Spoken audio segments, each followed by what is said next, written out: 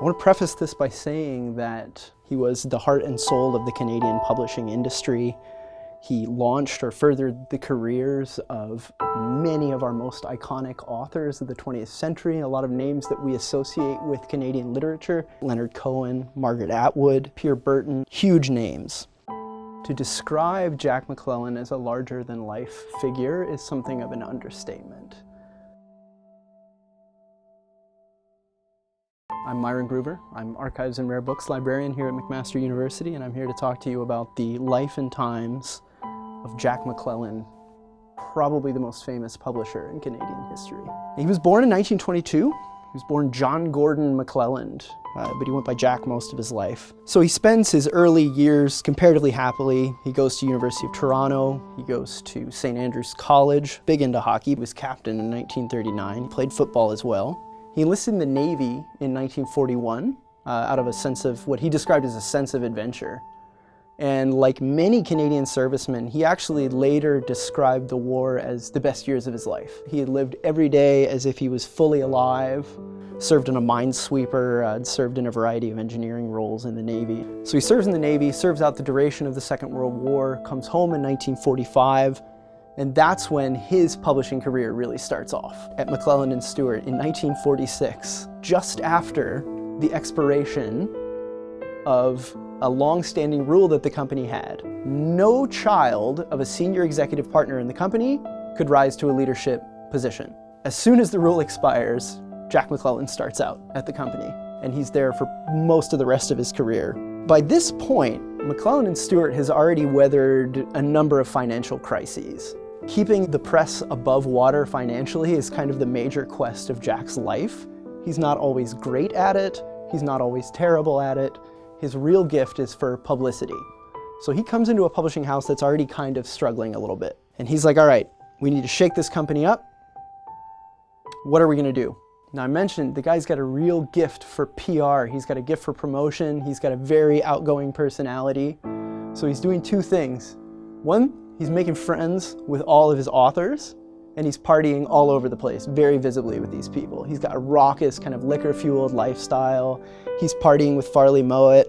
I got a photo here of them on holiday. This is the most G-rated photo of them on holiday I could find. He really liked to have a good time.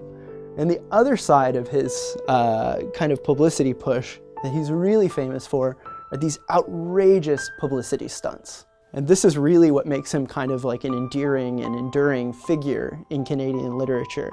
I have here next to me one of his promotional coats. He had it made by a Toronto couturier, in fact, so this was an expensive garment to have made. He called it the coat of many authors.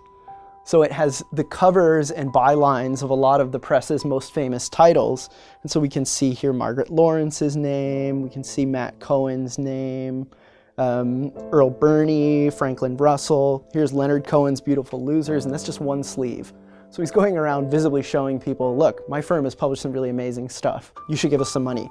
If anything, this is the least extravagant coat that he wore on these PR stunts. I have a photo here of him wearing a coat made out of raccoons. And so he would walk around in this kind of like floor-length raccoon coat in the middle of wintertime, handing out free books to children on the streets of Saskatoon. Like he would just appear in a city and hand out a bunch of books. This was like a major PR gimmick for him. The worse the finances got, the more outrageous the publicity stunts became. So The Emperor's Virgin is a novel. It's by Sylvia Fraser. It comes out in 1980.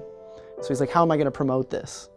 So he has Sylvia Fraser dress in this kind of like gladiator-style mock Roman dress and parades her down Yonge Street in Toronto in a horse-drawn chariot in a blizzard in the middle of March. Like the weather didn't cooperate, but he had her go through with the publicity stunt anyway, and they ended up having to take refuge in a bookstore. But he's doing outrageous stuff like this, like even as late as 1980. Nothing can ultimately really revive the finances of the firm. So he actually steps aside as the head of the firm in 1982.